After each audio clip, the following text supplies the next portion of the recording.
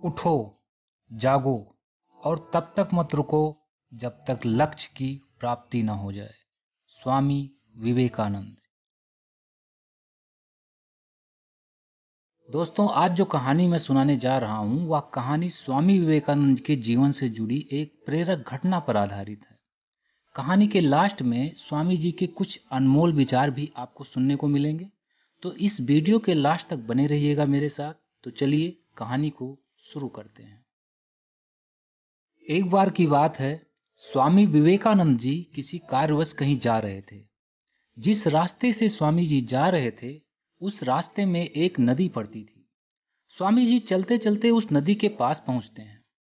वहां पर देखा कि नदी पार करने के लिए नाव तो है, पर कोई नाविक नहीं है। नाविक मतलब जो नाव चलाने वाले होते हैं।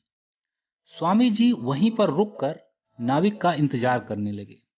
स्वामी विवेकानंद जी चाहते तो खुद ही नाव चलाकर नदी पार कर सकते थे, परंतु स्वामी जी ने सोचा कि अगर मैं नाव लेकर उस पार चला जाऊंगा तो नाविक आएगा तो वह नाव को इस पार कैसे लाएगा, या कोई दूसरा व्यक्ति आ जाएगा तो नदी पार करने में उसे परेशानी का सामना करना पड़ेगा।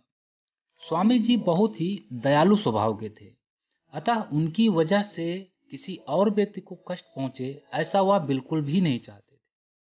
इसीलिए स्वामी जी ने वहीं पर रुककर इंतजार करना उचित समझा। काफी समय बीत जाने के बाद भी वह नाविक नहीं आया। तभी स्वामी जी को किसी के आने की आहट सुनाई दी। पीछे मुड़कर देखा तो एक साधु महाराज चले आ रहे थे।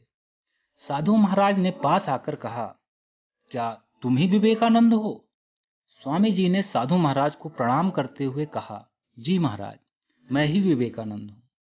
तभी साधु महाराज फिर बोले, मैंने तुम्हारे चर्चे बहुत सुन रखे हैं, दूर दूर तक तुम्हारी ख्यात फैली हुई है, पर मुझे यह देखकर आश्चर्य हो रहा है कि तुम बिना नाव व नाविक के इस नदी को पार कर पाने में भी असमर्थ हो। और मुझे देखो, मैंने अपनी तपस्या से ऐसी सिद्धियां प्राप्त कर ली हैं कि मैं पानी के ऊपर चल सकता हूं।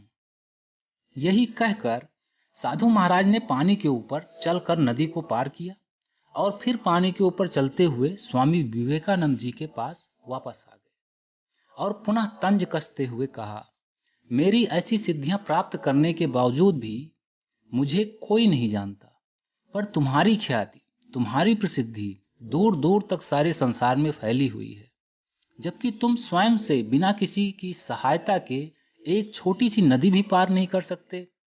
ऐसा क्यों है? इतने में वह नाविक भी आ गया। तीनों नाव पर सवार होकर नदी को पार करते हैं। नदी के पार उतरने के बाद स्वामी जी ने नाविक से पूछा, कितना किराया हुआ? नाविक ने कहा, 10 पैसे प्रति व्यक्ति के हिसाब से 20 पैसे हुए। स्वामी विवेकानंद जी ने नाविक को 20 पैसे दिए और साधु महाराज से भी विदा मांगी। साधु महाराज ने कहा, बेशक आप प्रस्थान कीजिए, परंतु आपने अभी तक मेरे प्रश्नों के उत्तर नहीं दिए हैं। स्वामी जी थोड़ा सा मुस्कुराए और साधु महाराज जी से बोले, आपने पानी के ऊपर चलने की सिद्धि कितने वर्षों में प्राप्त की है?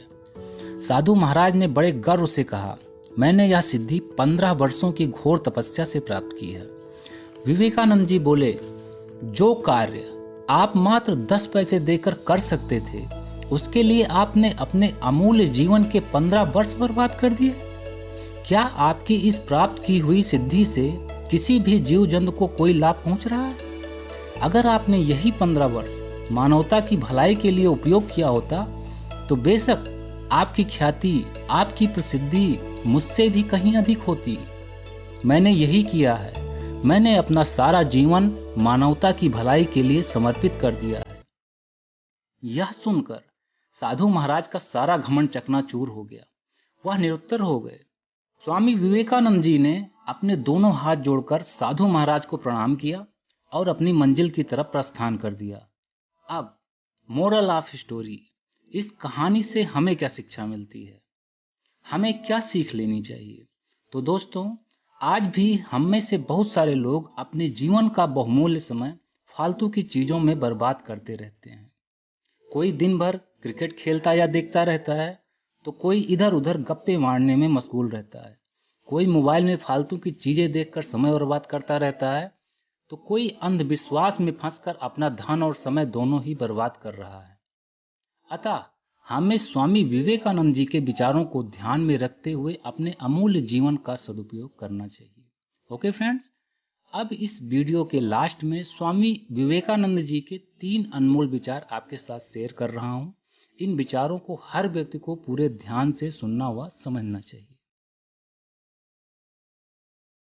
जितना बड़ा संघर्ष होगा, जीत उतनी ही शानदार होगी। दुनिया मजाक उड़ाए या तिरस्कार करे, उसकी परवाह किए बिना मनुष्य को अपना कर्तव्य करते रहना चाहिए। जो तुम सोचोगे वो तुम हो जाओगे। यदि तुम खुद को कमजोर सोचते हो तो तुम कमजोर हो जाओगे। अगर तुम खुद को ताकतवर सोचते हो तो निश्चय ही तुम ताकतवर हो जाओगे। स्वामी विवेकानंद। ओके फ्रेंड्स, आपको स्वामी विवेकानंद जी के जीवन से जुड़ी यह प्रेरणादायक कहानी कैसी लगी हमें कमेंट करके जरूर बताइएगा। दोस्तों, 4 घोड़ों की कहानी, 4 घोड़ों की कहानी, इस मोटिवेशनल स्टोरी को आप सभी का ढेर सारा प्यार मिल रहा है। इस शिक्षाप्रद कहानी को इतना सारा प्यार देने के लिए आप सभी दोस्तों को दिल की गहराइयों से ढेर सारा प्यार, बहुत बहुत आभार व्यक्त करता हूँ। Thank you so much guys. उम्मीद करता हूँ मेरी इस कहानी को भी आप सभी दोस्तों का भरपूर प्यार मिलेगा। अगर अभी तक मेरे चैनल को सब्सक्राइब नहीं किया है तो ज़रूर कर लें, क्योंकि मैं ऐसी ही शिक्षाप्रद, प्रेरणादायक व ज्ञानवर्धक स्टोरीज आपके अपने इस चैनल के माध्यम से लाता रहता हूं। मैं मिलता हूं नेक्स्ट वीडियो में एक नई स्टोरी के साथ। तब तक के लिए take care, wish you all the best, bye bye.